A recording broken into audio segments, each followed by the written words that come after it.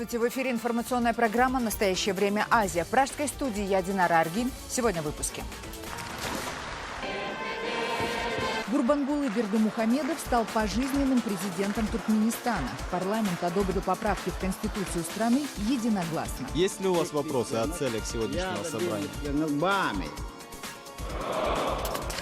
50-летняя паралимпийская пловчиха Зульфия Габидуллина из Казахстана вошла в тройку лучших спортсменок Паралимпиады в Рио-де-Жанейро. С золотой медалью Габидуллину поздравил Нурсултан Назарбаев. На Тайвань и материковый Китай обрушился самый катастрофический тайфун в истории. Волны высотой 10 метров, а ветер переворачивает поезда и автобусы, как игрушки. В российском же Приморье подводят печальные итоги другого океанского тайфуна. Видим, если нет бактериального заражения воды. В Сирию после прекращения огня пришла масштабная гуманитарная помощь ООН. По стране спорадически возникают перестрелки, но в целом перемирие соблюдается. Хотя никто и не ожидал, что старт этого перемирия будет ровным и безоблачным. Президент Туркменистана Гурбангулы Бердымухамедов получил право на пожизненное президентство. Парламент республики единогласно проголосовал за новый вариант Конституции, который отменяет возрастное ограничение до 70 лет для участия в выборах на главный пост страны. Бердымухамедов, которому сейчас 59 лет, без сомнений подписал поправки в Конституцию, и они тут же обрели силу. Вот как это происходило. Совет старейшин Туркменистана я объявляю открытым.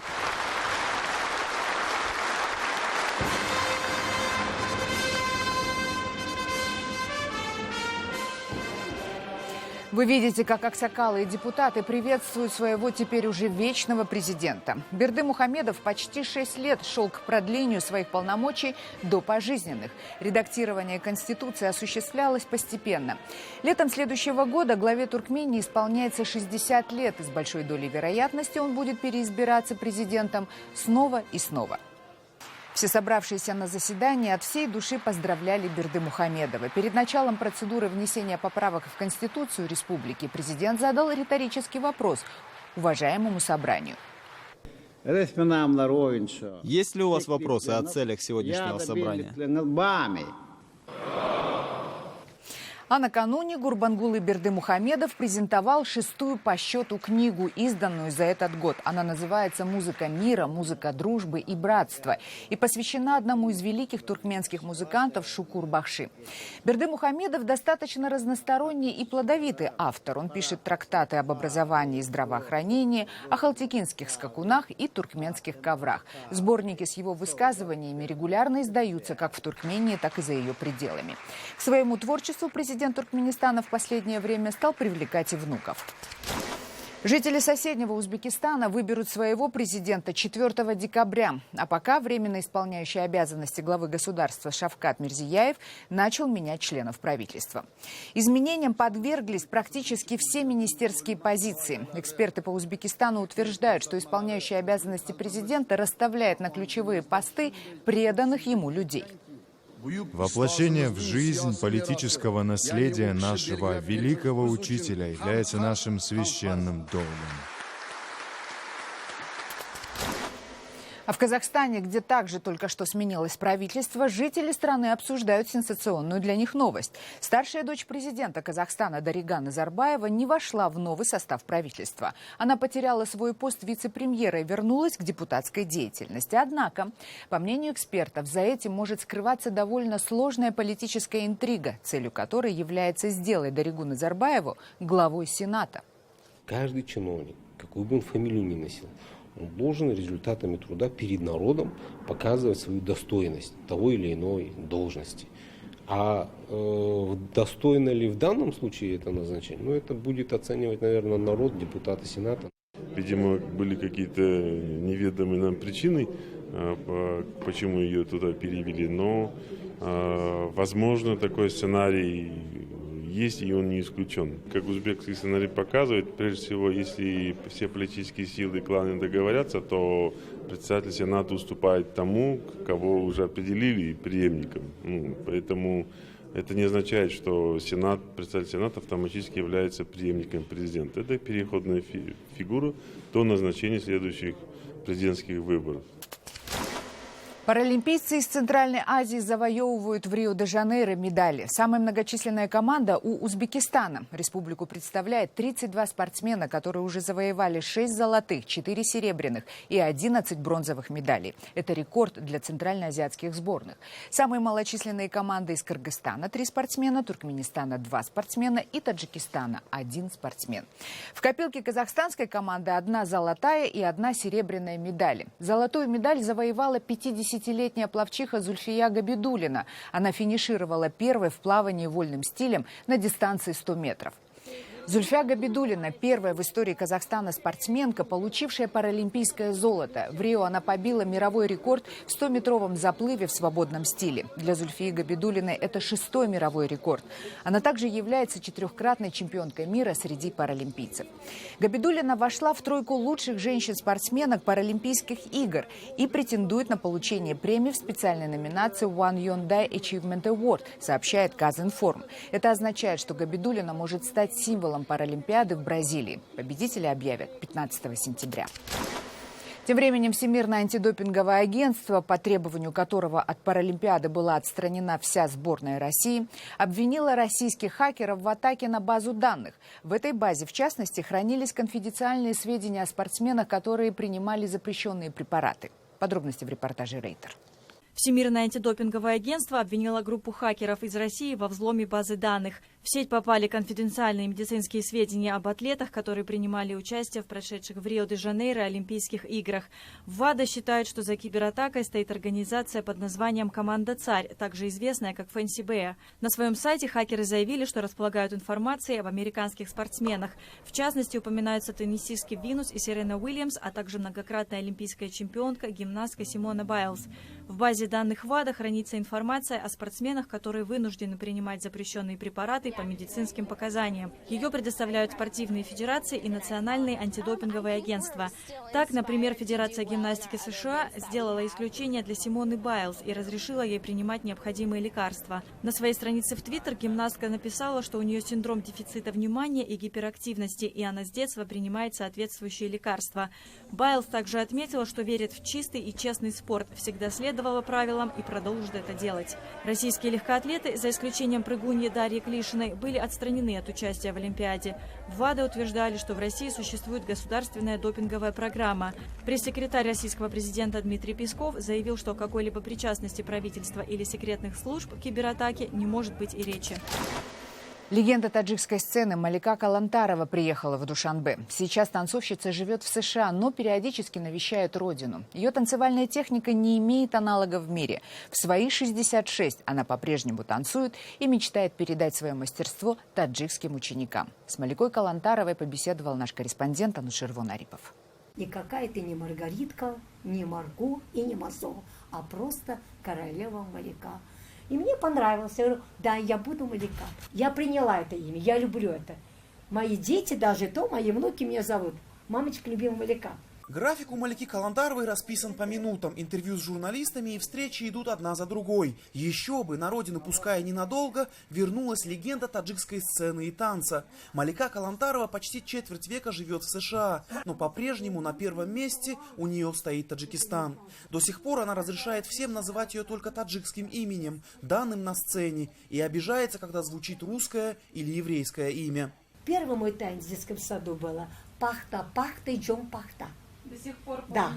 Ручки сюда, ручки направо, ручки налево, снять с головы тибетейку, поставить на колено, взять иголку с ниткой и тебе чхеечку это шить, и опять кисти. Малика Калантарова на сцене с детства. Уже в 22 года она стала заслуженной артисткой Таджикской ССР, а в 26 – народной. Уникальный талант, чьи танцевальная техника и движение до сих пор не может повторить ни одна танцовщица.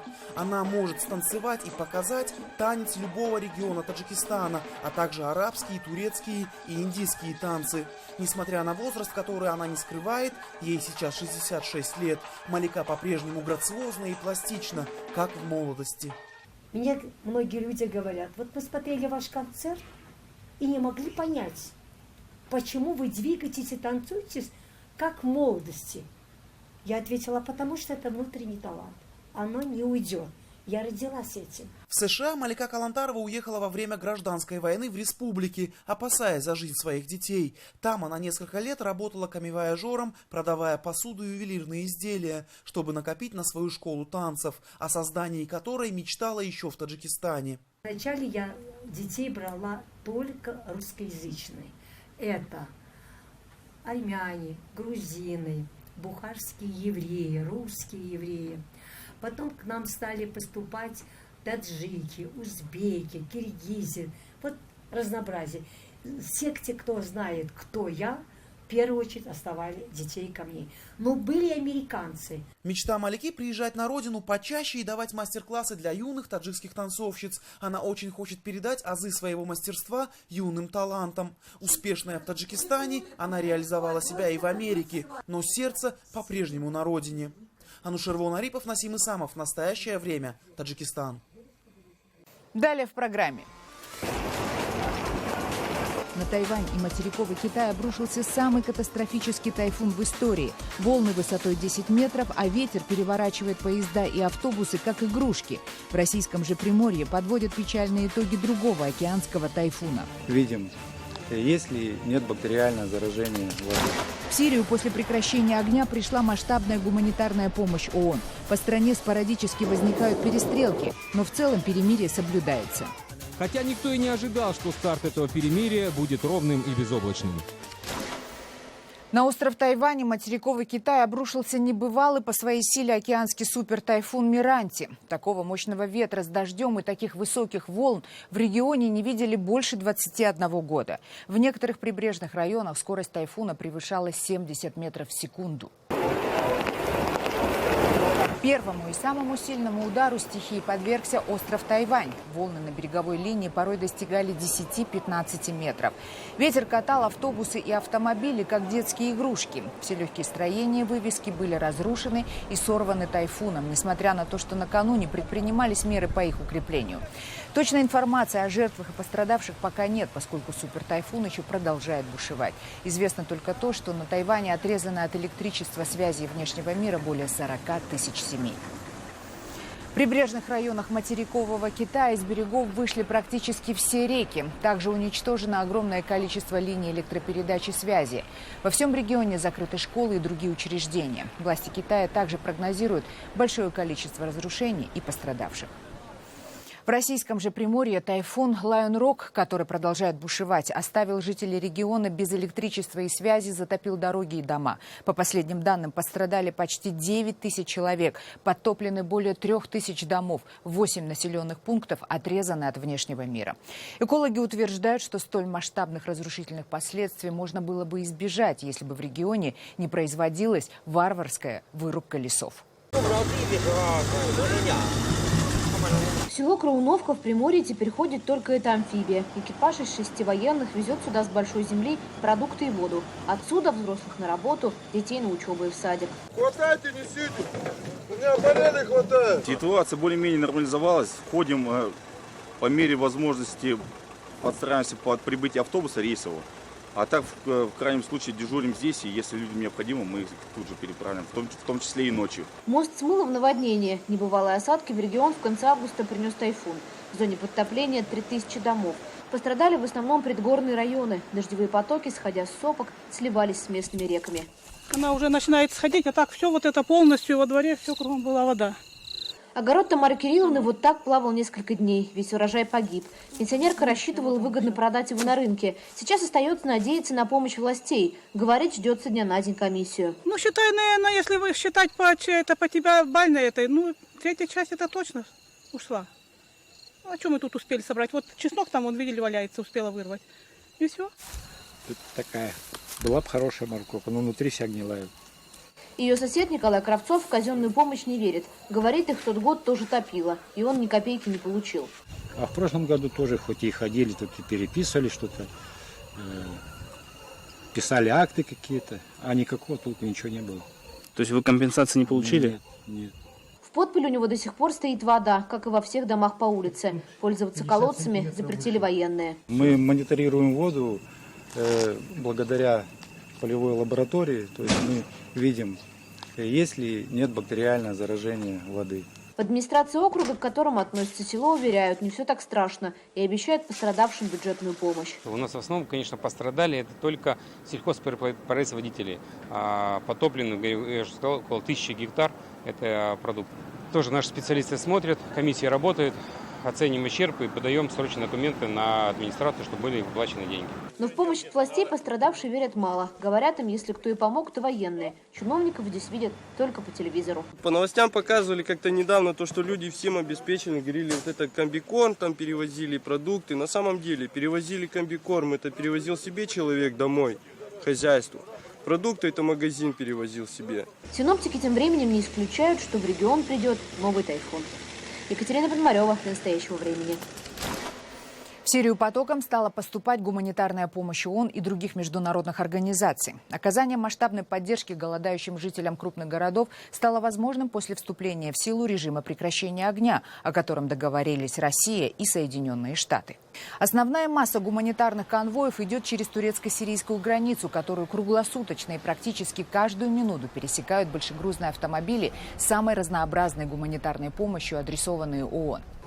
В Восточном Алеппо после того, как перестали звучать выстрелы и рваться бомбы, обстановка быстро нормализуется. В первые часы после объявления прекращения огня улицы в этой части крупнейшего сирийского мегаполиса были пусты. Но теперь, как вы видите, на них вышли многочисленные торговцы и даже появились карусели и качели для детей, чего не было фактически все последние годы. Между тем, дороги, по которым движутся гуманитарные колонны, пока остаются небезопасными. В некоторых районах, подконтрольных непримиримым боевикам, грузовики обстреливаются снайперами, хотя в целом, как признают и американские, и российские мониторинговые группы, ситуация уже улучшилась радикально. Поступают сообщения о спорадических перестрелках, но в целом договоренности выполняются. Будьте здоровы. Нам кажется, что несмотря на то, что вспышки насилия имеют место, их уровень значительно ниже, чем в предыдущие недели. Хотя никто и не ожидал, что старт этого перемирия будет ровным и безоблачным. В Северной Корее практически все население празднует успешное проведение испытаний ядерных боеголовок. На площадях северокорейских городов собрались тысячи людей. Перед ними выступают чиновники и генералы, речи которых без конца транслирует местное телевидение. Стандартизация ядерных боеголовок позволяет производить их столько, сколько мы хотим. Это еще более компактные, еще более легкие и разноцелевые ядерные боеголовки огромной ударной мощности.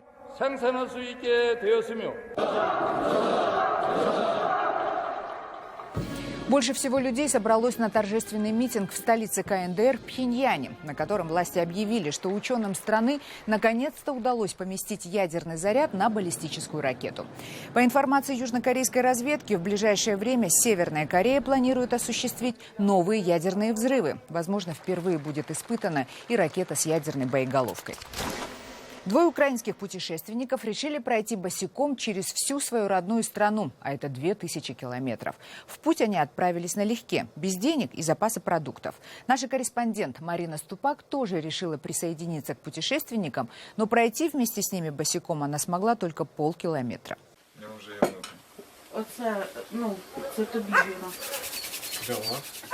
Каждый новый день у них начинается в разных домах. На этот раз под Киевом путешественников Ивана Аныська и Юрия Реглиса на ночлег согласилась приютить семья Василяков. Вони несуть добре, вони несуть українське. Они несут доброе, украинское. Мы решили их забрать к себе. Сейчас у нас в стране беда, война. Я думаю, когда все нормальные люди будут видеть такое, у нас все наладится. Деньги, вещи, еду и обувь Иван и Юрий с собой специально не брали. Из Ужгорода вышли с уверенностью, украинцы помогут. С помощью путешествия босиком мы испытываем себя и по-новому смотрим на происходящее вокруг. Наше путешествие нельзя логически обосновать, и мы не будем. Мы просто делаем то, что чувствуем. Все происходящее путешественники фиксируют на камеру. В среднем за день авантюристы проходят 20 километров. Впечатлениями делятся в своем YouTube-канале. Не очень больно идти, печет. Так можно научиться терпеть и снизить порог чувствительности. Попробовать пройти разутыми по гравию, брусчатке или траве решаются с энтузиастами и встречные прохожие. Правда, максимум пару сотен метров. Комфортнее всего идти по лесу. Тепер давай 5. Але не так. 2 раз. В путь Иван и Юрий отправляются еще на рассвете, пока асфальт не успел нагреться. Идут по так называемому вышиваному шляху, хотят его популяризовать. Это пеший веломаршрут, проложенный через 10 областей Украины. Инициативу Ивана и Юрия принимают не все, поэтому уговорить местных жителей пустить их на ночлег получается далеко не всегда. Вчера люди, к которым мы обратились, приняли нас сразу. А до этого, когда были в селе Липовка, мы получили 8 отказов, прежде чем устроились на ночлег. Во Львове путешественников стало 3. За Иваном и Юрием прибилась собака. Нам, коли давали люди їсти, давали і їй. Когда нас встречают и угощают, перепадает и ей. Мы назвали ее Босой. Она идет вместе с нами уже месяц. 54 дня пути и 1000 километров позади. Юрий, Иван и Боса бодры. До конечной точки Харькова они планируют добраться до конца октября, несмотря на осенние холода. На доріжоньку асфальтовану. Марина Ступак и Евгений Педин. Настоящее время. Киев. За несколько лет сельчанин из Нарынской области Кыргызстана сделал из своего каменистого пустыря оазис из плодовых деревьев и овощных культур. За его экологически чистыми продуктами приезжают даже из-за рубежа. Кыргызские ученые недоумевают, выращивать такие богатые урожаи в условиях высокогорья невозможно. Еще каких-то 7 лет назад на этом месте был каменистый пустырь. В прошлом пастух и скотовод Талай Сулайманов превратил этот участок в цветущий сад. Здесь у меня растут яблоки, абрикос, груша, смородина, малина, клубника, огурцы, помидоры. На его 4 гектарах земли произрастают практически все виды овощей и фруктов. При этом он не использует синтетические пестициды и регуляторы роста. Вся продукция органическая. Своим примером Талай Байке доказал, что в Нарынской области Кыргызстана могут жить не только животноводы.